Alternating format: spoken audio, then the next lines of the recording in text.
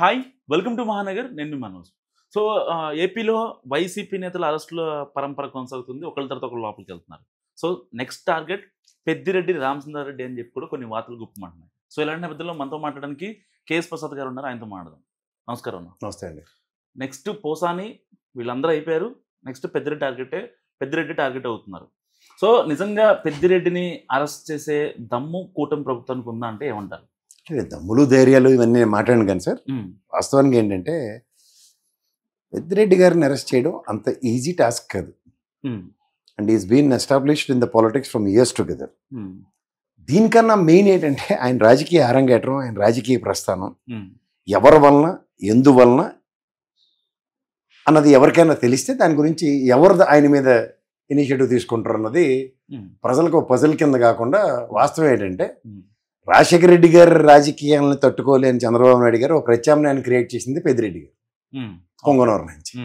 మీరు గమనించుకోండి కావాలంటే అప్పటిదాకా రాయలసీమలో మీకు చిత్తూరు పాలిటిక్స్, రాయలసీమ పాలిటిక్స్ అన్నది బైఫర్కేషన్ అప్పటి నుంచే స్టార్ట్ అయింది.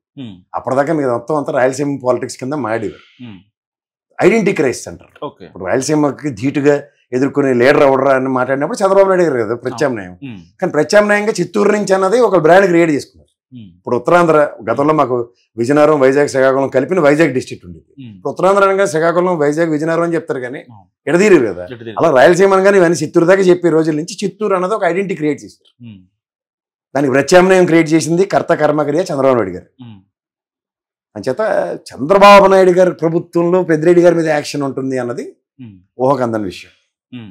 చాలా మంది ఏదో భ్రమంలో ఉంటే ఉండమనండి. అంతకన్నా అంటే ఆయన మైనింగ్ లో, ఆయన శాఖలో కొన్ని అక్రమాలు జరిగాయి, అవన్నీ సార్ లోకేష్ రెడ్ బుక్ లో ఎక్కాయి అనేది టీడీపీ వాళ్ళు గట్టిగా వాదించే వాదన. ఇప్పుడు రెడ్ బుక్ కాకపోతే ఇంకొకరు దానికి ఇంకో ఆరెంజ్ కలర్ కూడా వేసి బీజేపీ రంగు కలిపి వేసేమనండి.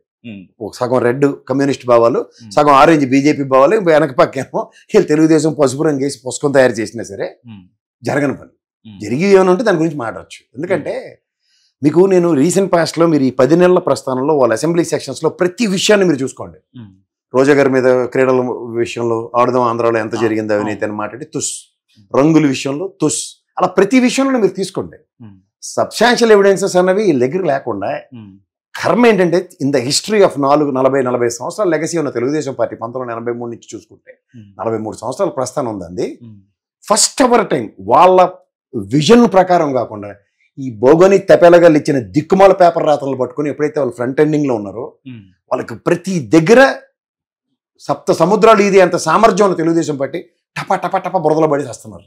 ఒక రకంగా టీడీపీ రివెంజ్ పాలిటిక్స్ చేస్తుందంటే రివెంజ్ వాళ్ళు అక్కడ చంద్రబాబు గారి హిస్టరీలో రివెంజ్ అన్నదే ఉండదు. సరే ఇవన్నీ చెప్తాను కదా, మీకు ఎలా అనిపిస్తుంది అంటేనండి వాళ్ళు రివెంజ్ అంటే ఎలా ఉంటుందంటే మీకు చెప్తా డైరెక్ట్ గా. ఇప్పుడు అసెంబ్లీలో వంశీ ఏదో మాట్లాడాడు, లోకేష్ తలుచుకుంటే రెడ్ బుక్ మీరు అన్నట్టు తీసి లోపటే ఇంటి తర్వాత చూసుకోవచ్చు. పాత ఎఫ్ఐఆర్ నేను ఆల్రెడీ 0 ఎఫ్ఐఆర్ నేను అక్కడ లాంచ్ చేశాను అని ఇవాళ గవర్నమెంట్ వాళ్ళదే కదా, they can play game like anything. Next ఇదే పోసాని కృష్ణమురళి నిజంగా ఆడపిల్లల్ని వాళ్ళని మాట్లాడింది నేను ఖండిస్తా. అది కేసు పెడితే కమాన్ అంటాం. ఓ పక్క కాంట్రడిక్షన్ ఏది నంది అవార్డుల విషయం మాట్లాడాడని మరి బాలకృష్ణ గారు భారత రత్న అవార్డునే కాలి దూటుతూ పోల్చాడు. ఇట్లాంటివి స్ట్రైట్ లైన్ మెథడ్ లో తెలుగుదేశం చేస్తుంది. కానీ ఎప్పుడైతే విభిన్నంగా చేస్తుందో దీన్ని మీరు పెద్దిరెడ్డి గారి దాకా తీసుకెళ్లి ఆ అరెస్టుల దాకా మాట్లాడితే మాత్రం అది చిన్నపిల్లల ఆట కింద నేను అభివర్ణిస్తాను. సో ఇది కేఎస్ ప్రసాద్ గారు చెప్పేది. పెద్దిరెడ్డి గారి అరెస్ట్ అనేది నిజంగా అసలు అంతా అవాస్తవం, దానిలో ఏమాత్రం నిజం లేదని కొట్టి పారేస్తున్నారు. సో చూస్తూనే ఉండండి మహానగర్.